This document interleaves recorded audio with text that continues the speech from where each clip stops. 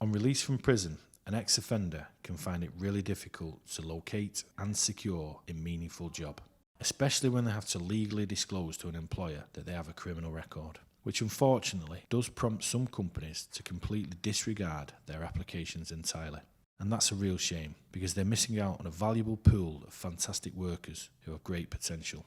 At Kenny Waste Management, we firmly believe that a mistake in life shouldn't define a person or limit what they can achieve when they've actually gone out of their way to acknowledge their mistakes. So if you're willing to be completely honest with us, we'll return that integrity with our complete trust and support, so you can then become an important member of our team. And Lee is a perfect example of someone who did just that. Before joining us, he had already spent more than a decade in prison, and he was finding it really challenging to find something that would hopefully turn his life around. This all changed, however, when he was made aware of an opportunity at our facility, which encouraged him to get in touch and have a meeting with one of our directors.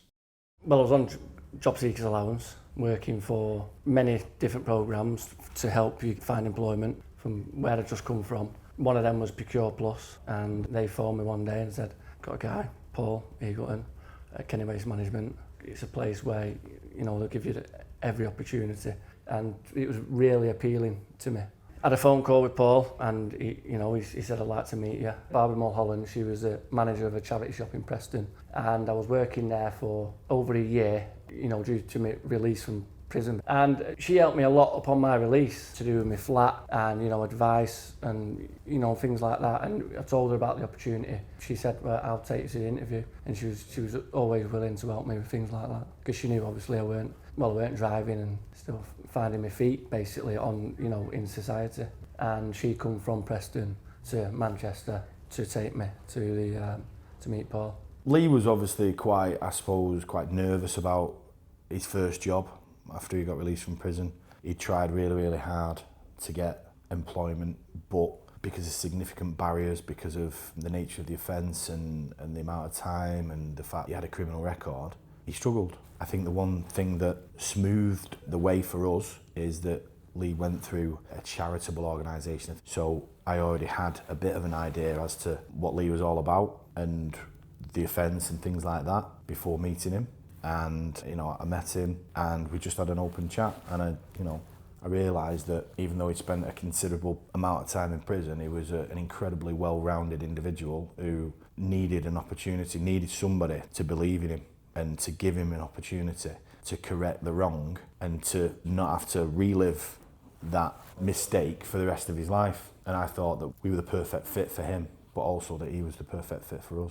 When I first met Paul, it was in a Costa Coffee, so it was, in a normal environment, and he's a very friendly guy, easy to talk to, made me feel very welcome, and explained the role that he had planned for me, because the role wasn't ready yet. That was still in the making, so to speak. So obviously it gave me a date to come, so he could show me around, show me what they do, show me every aspect of the yard outside. Liked what I seen. He explained my job to me, so I stood in the yard with him, felt really welcomed, and yeah, I couldn't wait to get going really. Paul was working really closely with me. He was in the yard a lot with me, making sure I was doing the right things, making sure it was what he wanted, and training me basically, because he knows everything about the business, and that was really, really helpful to me.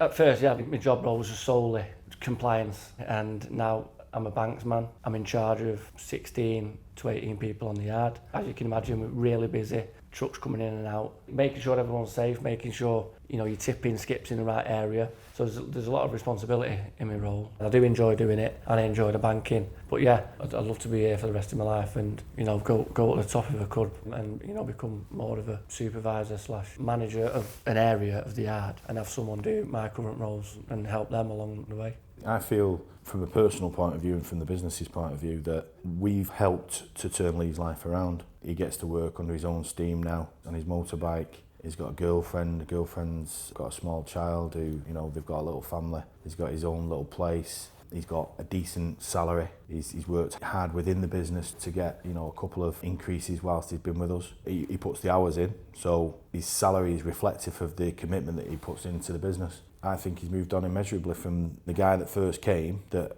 had virtually no experience of work. He came in and gelled immediately, gained everybody's respect immediately, got stuck in, listened, learned, and now he's a massive part of the front end of the business in the facility.